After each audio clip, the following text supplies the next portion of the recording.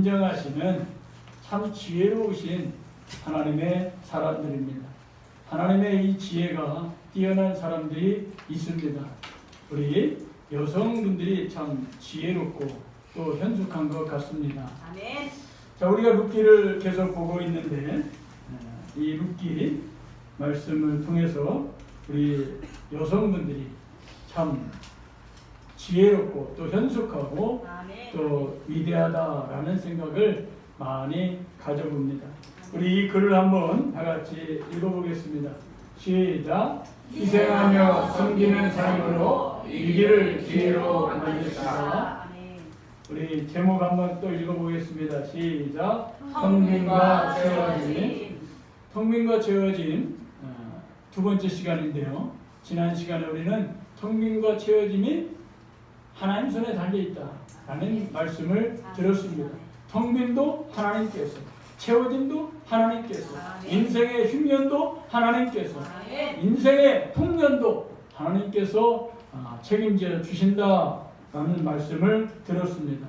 룻기 1장에 보면 엘리멜렉 가정에 등장하는 세 여인의 특징이 나오고 있습니다. 첫 번째 나오는 나오미. 이 나오미는 기회를 위기로 또 위기를 기회로 만든 사람입니다. 두 번째 나오는 룻은 위기를 기회로 만든 사람입니다. 세 번째 나오는 오르바는 위기를 위기로 만든 사람입니다. 이 세 여인의 특징이 룻기 1장에 잘 나오고 있습니다. 자, 이렇게 서로 다른 결과를 나타내는 것을 보면 그들의 원인이 서로 달랐다는 것을 우리가 알 수가 있습니다. 우리가 콩 씌우면 콩이 나오잖아요. 팥 씌우면 팥이 나오는 거죠. 이런 결과가 나왔다는 것은 이런 원인이 있었기 때문에, 저런 결과가 나왔다는 것은 저런 원인이 있었기 때문에 나타난 것입니다. 오늘 세 여인 중 우리는 룻에 대해서 이 룻기의 주인공인 한 사람, 주인공 중에 한 사람인 룻에 대해서 살펴보면서 은혜를 나누고자 합니다. 룻의 위기가 있었습니다. 룻에게 위기가 있었는데 룻이라는 이 이름의 뜻은 존경받는 자손이라고 했습니다. 존경받는 자손. 룻은 한평생 이 땅에서 살다가 떠날 때에 무엇을 남길 것인가를 항상 물으면서 살아왔던 여인이 바로 룻입니다. 룻의 이름의 의미대로 존경받는 자손을 어떻게 하면 만들어낼 수 있는가라는 질문을 항상 하면서 살아왔던 여인입니다. 그래서 그의 이름의 의미대로 그는 존경받는 자손을 만들어내게 되었습니다. 룻기에 두 명의 주인공이 등장하잖아요. 첫 번째 주인공은 나오미입니다. 나오미라는 이름의 뜻은 지난번에 살펴본 것과 마찬가지로 하나님의 사랑을 입은 자라는 뜻입니다. 하나님의 사랑을 입은 자. 그럼 룻은 존경받는 자손, 무엇을 남길 것인가 라는 뜻이 있다고 말씀을 드렸습니다. 이 둘을 합치면 나오미와 룻, 룻기의 주인공인 나오미와 룻의 이름을 합쳐보면 하나님의 사랑을 입은 자는 무엇을 남길 것인가 라는 그러한 고민을 하게 하는 스토리가 바로 룻기라는 거죠. 우리는 이런 고민을 해본 적이 있으십니까? 나는 지금까지 인생을 살면서 나는 이 땅에 살다가 떠날 때에 과연 무엇을 남길 것인가? 이런 생각을 해본 적이 있으십니까? 우리 이런 생각을 하면서 살아야 됩니다. 그래야 우리의 인생이 가치 있고 보람 있고 의미 있고 아름다운 승리하는 인생이 될 줄 믿습니다. 아멘. 우리는 그냥 아무런 생각 없이 살아가면 절대로 안 됩니다. 아무런 생각 없으면 마귀의 밥이 됩니다. 미혹에 빠집니다. 조그만 유혹에도 폭풍에도 우리는 금방 넘어집니다. 그런데 우리가 생각하고 고민하고 또 어떻게 사는 것이 참으로 존경받는 자손을 만들어내고 내가 또 어떻게 사는 것이 정말로 의미 있고 훌륭한 것을 이 땅에서 살다가 떠날 때 남길 것인가, 그런 것을 우리가 생각하며 살아야 되는 것입니다. 룻은 어떤 사람입니까? 하나님을 알지 못하는 여인이었습니다. 모압 여인이었다고요. 이방 여인이었습니다. 이스라엘 사람이 아니에요. 자기들이 사는 땅에 이민 온 엘리멜렉 보아스이라는 그 사람의 아들 말론과 혼인한 사람입니다. 근데 혼인한 지 10년쯤에 자녀가 없는 상황에서 이 말론이라는 남편이 죽습니다. 남편 말론이라는 이름의 뜻은 약골이라는 뜻이라고 말씀드렸습니다. 약골, 이것은 신앙이 병든 자, 신앙이 병든 자라는 뜻이죠. 그렇지만 그는 신앙이 병든 남편을 만났지만 자신의 몸을 바쳐서 희생적인 삶을 살아서 그는 가정을 일으키고 또 가문을 일으키고 자기의 이름의 의미대로 존경받는 자손을 만들어내게 되었던 것입니다. 룻은 남편이 죽자 자녀도 없이 혼자 몸이 되었잖아요. 혼자 몸이 되었다고. 당시 풍습은 남편이 죽으면 형제에게 가서 살면 됩니다. 그거 계대 결혼이라는 제도가 그 당시에는 있었습니다. 고대에는 다 그 계대 결혼이 있어요. 형이 죽으면 동생에게 형수가 가서 살게 되어 있는 겁니다. 그 당시 제도는 그렇게 되어 있다고. 하지만 남편의 형제가 없으니까 동생 기련도 죽었어요. 기련도 죽었다고. 그래서 꿈과 소망이 완전히 사라진 상태요. 희망이 없습니다. 절망입니다. 이런 상황에서 이 룻의 시어머니 나오미는 이 두 자부 룻과 오르바를 데리고 베들레헴으로 향하다가 이 두 며느리 룻과 오르바에게 자기 친정으로 돌아가서 살으라고 말을 합니다. 그게 8절 내용이죠. 8절 1장 8절. 여기서 히브리인들의 사고 삼중구조를 우리가 볼 수가 있습니다. 삼중구조 세 가지로 말하는데, 첫 번째, 너희는 각각 어미 집으로 돌아가라고 나오미가 이 자부들 며느리들에게 얘기하는 거예요. 어미 집으로 돌아가라. 이것을 한번 우리가 읽어보겠습니다. 자, 이 말씀 8절 시작. 나오미가 두 자부에게 이르되 너희는 각각 어미의 집으로 돌아가라. 너희가 죽은 자와 나를 선대하는 것 같이 여호와께서 너희를 선대하시기를 원하며. 아멘. 자, 어미의 집으로 돌아가라. 이게 무슨 말일까요? 이 말은 당시 문화 속에서 우리가 보면은 잘 알 수가 있는데, 아버지의 집으로 돌아가라. 이 말은 시집 가지 말고 너희 아버지의 집에 가서 기다려라. 나의 형제가 자랄 때까지, 너와 혼인할 그런 나이가 차기까지 너는 시집 가지 말고 니네 아버지 집에 가서 기다려. 이 말이고, 어미의 집으로 돌아가라. 이 말은 너는 너희 친정으로 돌아가서 시집 가서 다시 다른 사람을 만나서 혼인해라. 이 말입니다. 그래서 이 나오미는 두 자부에게 나에게, 나 자신 나오미에게는 희망이 없어. 자식도 없고 남편도 없어. 그러니까 너희들은 너희 어미 집으로 돌아가서 시집가서 다시 잘 살아라. 이렇게 말을 한 것입니다. 두 번째, 너희 길로 가라고 했습니다. 너희 길. 내 딸들아, 돌이켜 너희 길로 가라. 나는 늙었으니 남편을 두지 못할지라. 가령 내가 소망이 있다고 말한다든지 오늘 밤에 남편을 두어서 아들들을 생산한다 하자. 이렇게 말하면서 너희 길로 가라고 그랬습니다. 나오미는 어미 집으로 돌아가는 말과 함께 너희 길로 가라고 했습니다. 세 번째, 모압 백성과 모압 시인에게 돌아가라고 했습니다. 이것은 하나님을 믿는 게 아니죠. 마지막으로 나오미는 두 며느리에게 너희가 사는 모압 백성과 모압 신까지 거론하면서 강력하게 나를 떠나라. 나에게는 희망이 없다. 이렇게 말하고 있는 것입니다. 룻이 친정으로 돌아간다고 한다든지 또 다시 시집을 간다고 하더라도 욕할 사람이 아무도 없습니다. 또 그럴 만한 상황도 못 됩니다. 왜? 나오미는 자식이 없어요. 남편도 없어요. 혼자 몸이 됐습니다. 그렇기 때문에 룻이 다시 시집을 가고 그 다음에 다시 친정으로 돌아간다고 해도 누구도 원망할 사람이 없다 하는 것이죠. 하지만 룻은 나오미를 뒤쫓았습니다. 나오미에 딱 달라붙어가지고 나는 어머니를 절대로 떠날 수 없습니다. 라고 룻은 고백하면서 어머니를 따라갔던 것입니다. 여기서 1장 14절에 나오는 붙쫓았다. 이 말은 본드처럼 탁 달라붙었다 이거예요. 절대로 떨어지지 않겠다 이 말. 그렇게 룻은 자기의 고백과 함께 시어머니 나오미를 딱 붙어가지고 떨어지지 않는 상태로 계속 어머니를 따라간 것입니다. 이 붙여쳤다. 이것은 다바근데 이 본드처럼 딱 달라붙었다 그런 의미가 있는 것입니다. 이런 표현을 창세기 2장 24절 남자와 여자가 연합하여 한 몸을 이룬다고 할 때 연합함을 가리킬 때 쓰는 단어가 이 붙여쳤다 이 말입니다. 또 욥의 피부와 살이 완전히 뼈에 붙었다 할 때도 뼈와 살이 완전히 붙은 것을 이렇게 붙여쳤다 이런 말을 쓰고 있는 거죠. 그 다음에 시편 102편 5절에 시인이 살이 뼈에 붙었다라는 표현을 할 때도 이것이 사용되었습니다. 자, 이런 의미는 룻이 나오미 위해서 조금 더 간격을 주지 않고 딱 달라붙어가지고 같이 가겠다라는 표현이고 함께 가겠다, 동행하겠다 이런 표현인 것입니다. 연합하겠다 이 말이죠. 연합하겠다.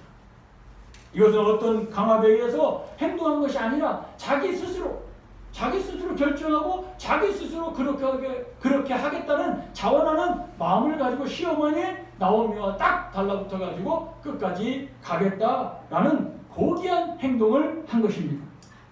룻이 이처럼 상상을 초월하는 행동을 하기에 이른 이유가 무엇일까요? 어떻게 이런 행동을 하기에 이르렀을까요? 이유가 무엇입니까? 여호와를 신뢰하는 여호와를 향한 믿음 때문에 이렇게 된 거예요. 여호와를 향한 믿음, 신뢰 때문에 이런 행동을 하기에 이른 것입니다. 룻은 여호와를 향한 신뢰 때문에 가정이 가장 힘들 때, 가정이 위기를 만나고 가정이 끝났을 그때에 또 자기 시어머니 나오미가 가장 힘들 때 룻은 자기 자신을 희생하며 사는 삶을 선택한 거죠. 자기가 그렇게 안 해도 됩니다. 그런데 자기 자신을 희생하며 가정이 힘들 때 또 자기 시어머니가 힘들 때 시어머니를 딱 달라붙어가지고 시어머니와 하나님을 섬기고 나는 죽어도 시어머니 나오미와 같이 가겠다라는 것을 희생하는 삶을 선택한 거죠. 이것은 여호와 하나님을 향한 신뢰 때문에 믿음 때문에 이런 행동을 하기에 이른 것이다 하는 것입니다. 룻은 홀로 남은 시어머니 나오미와 유다 엘리멜렉 가정을 위해서 자신을 희생하는 삶을 선택했습니다. 이것을 가리켜서 자기 십자가를 지고 간다 하는 것입니다. 자기 십자가를 지고 간다. 우리가 예수님을 따르려면 예수님을 잘 믿으려면 자기를 부인하고 자기 십자가를 지고 나를 따를 것이다 라고 주님 말씀하신 것처럼 자기 희생은 자기 십자가를 지고 따라가는 거예요. 이게 주님이 원하시는 거예요. 우리 믿음의 사람들은 하나님의 사람들은 순종하고 섬기고 그 다음에 희생하며 주님을 따라가야 될 줄 믿습니다. 그런 자를 주님이 기뻐하시고 인정하시는 거예요. 이런 룻이 시어머니 나오미를 자신보다 더 사랑했다는 것을 보여주는 거예요. 자신의 몸이 망가져도 우리 시어머니를 더 사랑한 거예요. 더 사랑한 거예요. 이렇게 자기보다 시어머니를 더 사랑하는 사람들이 이 땅에 많이 생긴다면 고부간의 갈등이 생길 리가 전혀 없겠죠. 그 증거가 16절에 나타나잖아요. 어머니의 백성이 나의 백성이 되고 어머니의 하나님이 나의 하나님이 되시리니 이러한 고백을 하게 된 겁니다. 자신과 나오미를 한 몸으로 생각하고 있다는 증거죠. 이것이 이웃을 내 몸과 같이 사랑하는 거예요. 이웃을 내 몸과 같이 사랑하는 그런 말씀의 실천이 바로 룻이 실천하고 있는 자신을 희생하며 살아가는 그러한 삶이다 하는 것입니다. 룻은 여호와를 향한 신뢰, 믿음 때문에 나오미의 가정을 섬기려고 했습니다. 룻은 나오미 가정에 일어난 고난에 함께 동참하려고 했다고요. 이것이 그리 쉬운 일이 아니지 않습니까? 이게 쉬운 일이냐고. 쉽지 않은 일입니다. 고생이 되는 것이 뻔히 보이는 그러한 일이잖아요. 아무 희망이 없어요. 아무 소망이 없어요. 그런데도 나오미를 딱 달라붙어가지고 자기 시어머니를 딱 달라붙어가지고 사랑하면서 끝까지 가겠다. 이건 쉬운 일이 아닙니다. 그래서 이 길을 룻은 가는데 오르바는 시어머니가 몇 번 강권해서 얘기하니까 한두 번 마다하다가 그냥 자기 길로 가잖아요. 모압 백성으로 가고 모압 신으로 가고 또 모압에 가서 친정으로 가서 시집을 가려고 떠나잖아요. 그런데 룻은 그런 기회가 있었지만 이런 위기를 만난 가정과 시어머니, 위기를 만난 이 시어머니를 함께하고 동참하기 위해서 그런 구성이 되는 것을 뻔히 알면서도 소망이 전혀 없다는 것을 알면서도 섬기기에 최선을 다했다는 거예요. 자신을 희생하는 삶을 살았다는 것입니다. 이게 바로 룻의 위대함입니다. 욥의 가정을 보세요. 욥의 가정의 부인이 욥의 그런 고난과 자기가 만신창이 되었을 때 어떻게 했습니까? 하나님을 욕하라 하고 그 아내가 떠나잖아요. 그런데 여기는 룻은 그렇지 않았다는 거예요. 그런 고난에 있는 시어머니를 룻은 사랑하면서 시어머니와 함께 고난에 동참하는 그런 삶을 살았다는 거죠. 이건 쉬운 일이 아닙니다. 룻은 나오미에게 충성맹세를 한 거예요. 룻은 나오미에게 충성맹세를 했는데 어떻게 충성맹세를 했는지 우리가 이 말씀을 한번 읽어보겠습니다. 시작. 룻이 가로되 나로 어머니를 떠나며 어머니를 따르지 말고 돌아가라 강권하지 마옵소서. 어머니께서 가시는 곳에 나도 가고 어머니께서 유숙하시는 곳에서 나도 유숙하겠나이다. 어머니의 백성이 나의 백성이 되고 어머니의 하나님이 나의 하나님이 되시리니.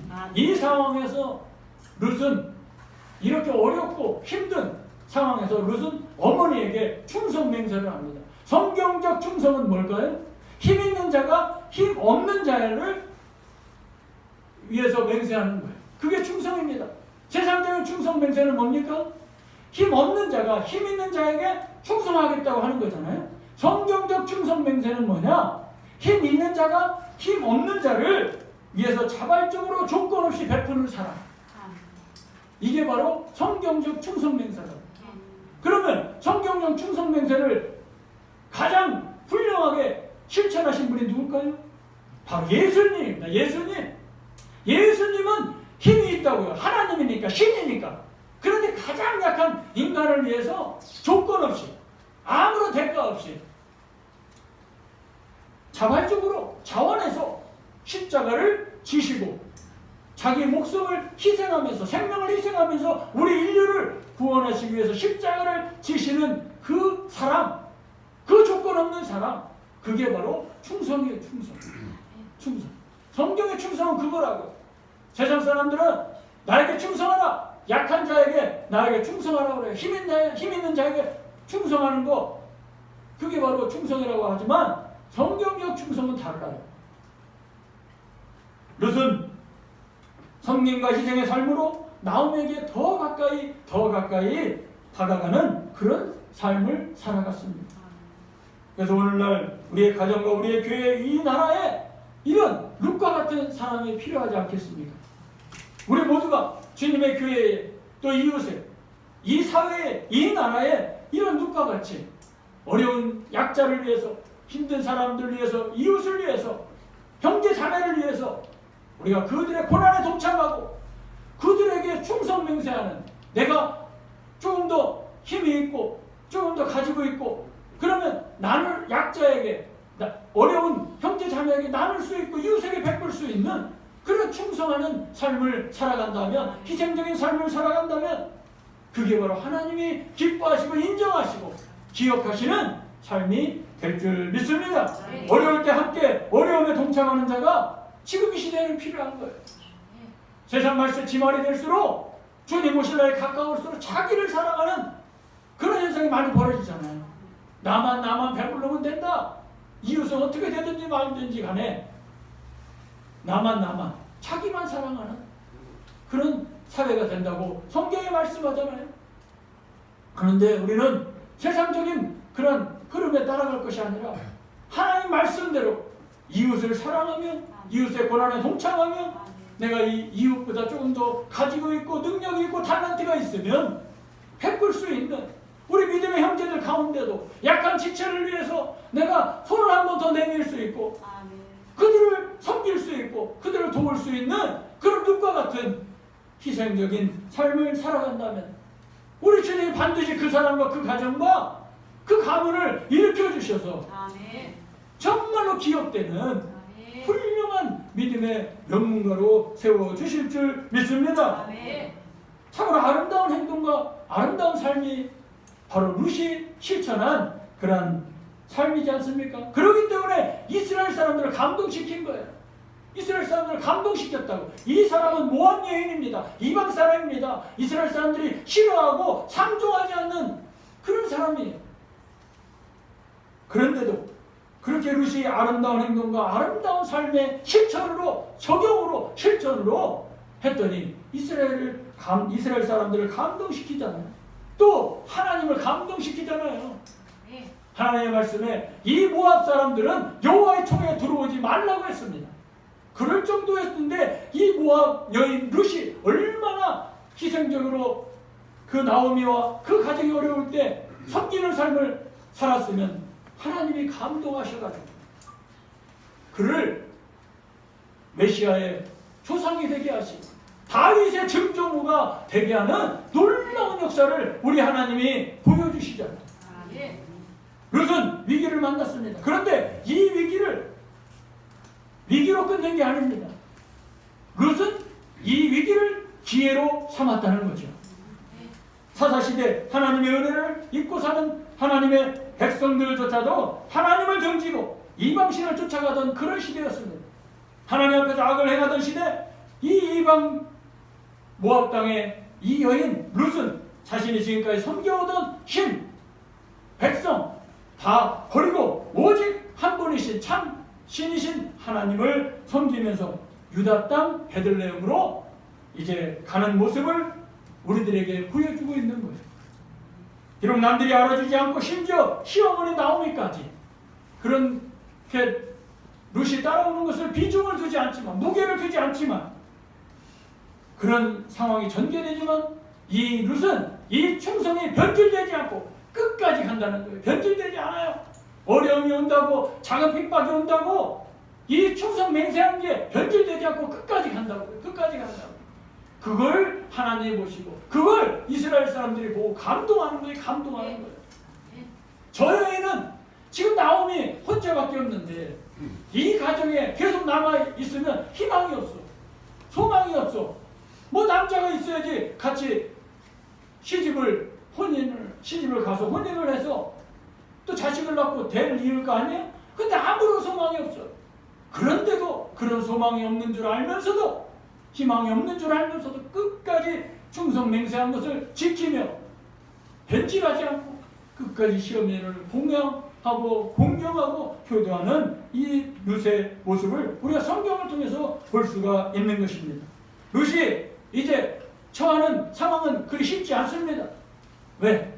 이 여인은 모압 여인이기 때문에 거기서 계속 이스라엘 사람들이 저 룻은 모압 여인이야, 모압 여인이야 이렇게 말해요. 룻은 시어머니에게 충성 맹세하고 유다 베들레헴 가가지고 이제 열심히 살으려고 했습니다. 그런데 어려움이 온 거예요. 왜? 모압 여인이기 때문에. 모압 여인은 아까 말씀드린 대로 여호와의 총에 들어오지 못한다고 신명기 23장 3절에 말씀하고 있잖아요. 암몬 사람과 모압 사람은 여호와의 총에 들어오지 못하리니 그들에게 속한 자는 10대뿐 아니라 영원히 여호와의 총에 들어오지 못하리라. 이런 근거들 때문에 이스라엘 사람들은 모압 사람들 경멸하고 천대했습니다. 이런 상황에서 룻이 얼마나 삶이 고달프고 힘들었겠습니까? 그 이삭을 죽는데도 이삭을 죽어야 먹고 살 거 아니에요? 자기들이 나오미의 그런 땅도 다 다른 사람에게 팔렸잖아요. 없습니다. 그러니까 이삭을 주워가지고 엄마, 시어머니하고 자기하고 살아야 돼요. 그런데 이스라엘 사람들은 이삭을 주술 수가 있어요. 이삭을 추수한 다음에 떨어진 것들을 주울 수가 있는데 모압 여인이라 마음대로 가서 주지를 못하는 거예요. 그러니까 이 룻이 뭐라고 합니까?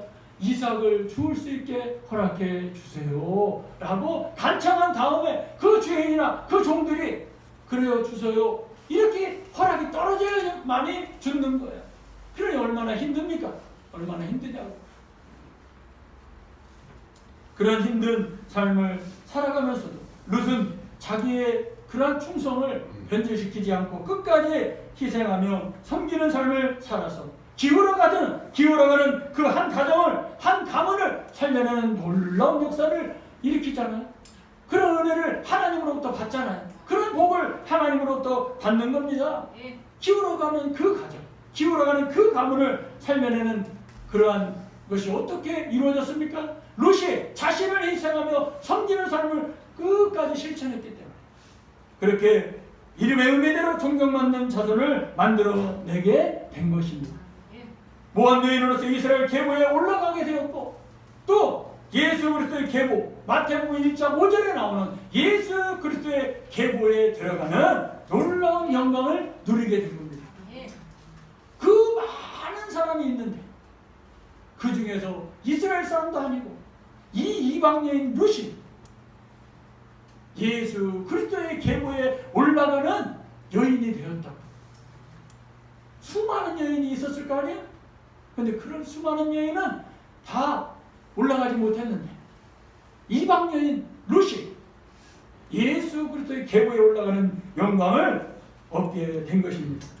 자신은 모든 것을 버렸지만 하나님은 자신의 모든 것을 보전시켜 주셨다는 것을 말씀을 통해서 우리가 깨달을 수가 있습니다. 그것은 자신의 섬김과 희생의 삶이 따랐기 때문에. 룻의 위대함이 무엇일까요?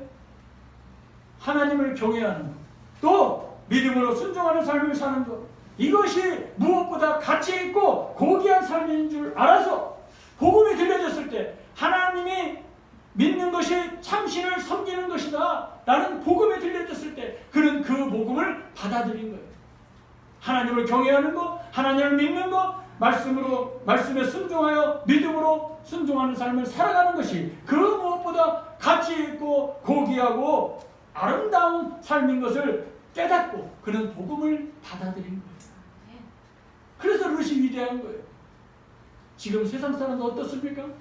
지금 복음이 방송으로 또 믿는 사람을 통해서 얼마나 많이 전파되고 증거되고 있습니까? 그런데 이 복음을 누가 받아들입니까? 누가 지금 받아들이고 있습니까? 우리가 그렇게 목소리 크게 외치면서 복음을 전하고 전도하고 선교하고 그러는데 누가 이 복음을 지금 받아들이고 있냐고.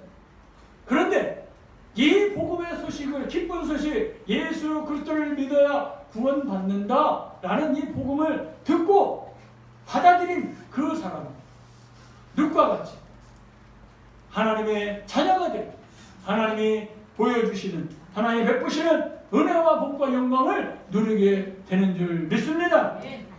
비록 이 길을 가려면 희생을 각오해야 되지만 복음을 받아들이는 것이 세상에 그 무엇보다 가치 있다는 것을 룻은 판단한 거예요. 아, 지금까지 우리 모압에서 이렇게 섬기던 이런 신과 우상들은 신이 아니구나.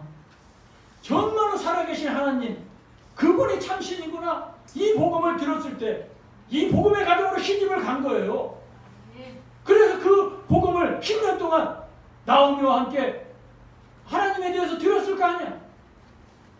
그래서 남편이 죽고 또 시아버지도 죽고 아무도 없고 시어머니와 자기만 남았을 때 나는 시어머니의 하나님을 나는 끝까지 섬기고 어머니의 백성이 나의 백성이 되고 어머니 하나님 나의 하나님이 되겠다는 그런 고백을 할 수 있게 된 겁니다. 어떻게 이런 고백을 할 수 있게 되었을까요? 복음을 받아들였기 때문에. 복음을 받아들였기 때문에. 그리고 하나님을 경외하고 하나님을 믿는 것, 믿음으로 순종하는 삶을 사는 것이 정말로 가치 있구나. 정말로 아름다운 삶이구나. 이것을 깨닫고 그것을 받아들였기 때문에 이렇게 살게 된 것입니다.